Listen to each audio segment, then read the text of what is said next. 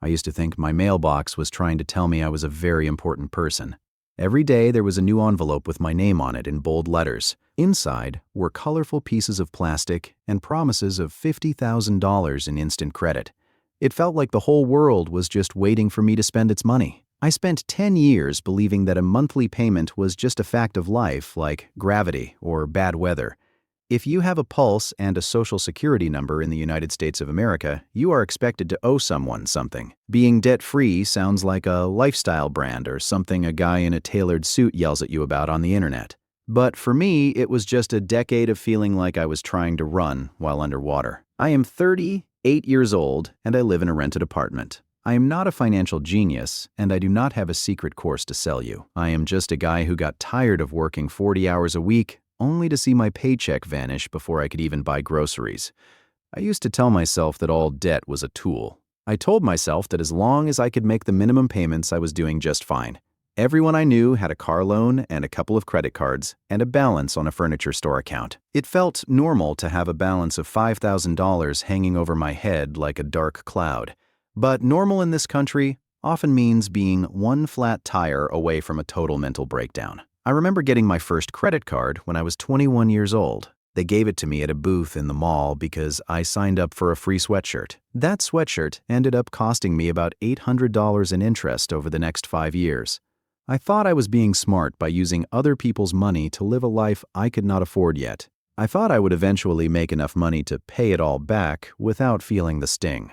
But the math does not care about your career goals or your dreams for the future. Let us look at what 10 years of struggle actually looked like for me when I finally checked the numbers. I bought a used sedan for $15,000 when I was 26. The interest rate was 8% because my credit score was not exactly stellar back then. By the time I finished paying for that car, 5 years later, I had actually spent nearly $18,200. That is over $3,000 that simply evaporated into the pockets of a bank. $3,000 is 4 months of rent in my current apartment. Then there was the couch I bought on a payment plan because I wanted my living room to look like a magazine. The couch cost $2,000, but I did not have $2,000.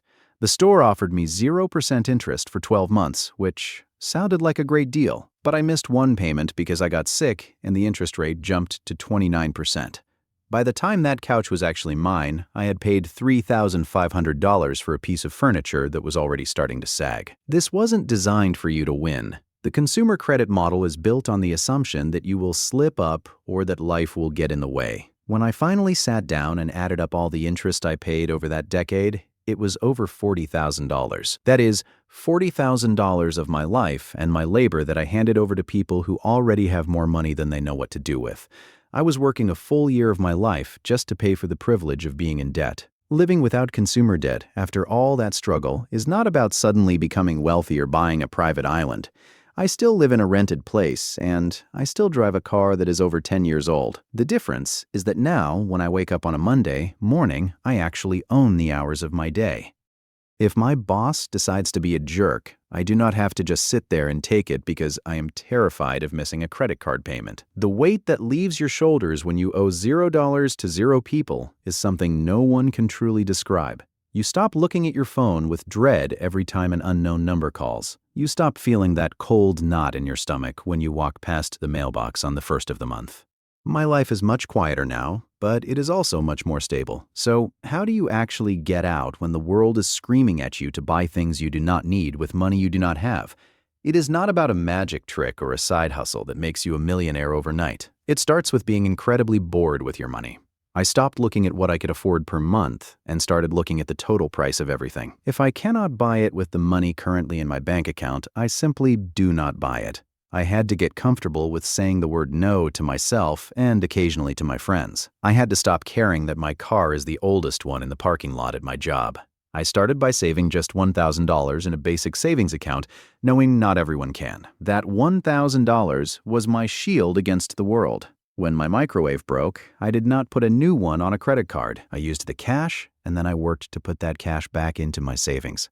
It took me 3 years of saying no to almost everything to fix 10 years of saying yes to the wrong things. Now my bank account is boring, and my life is predictable.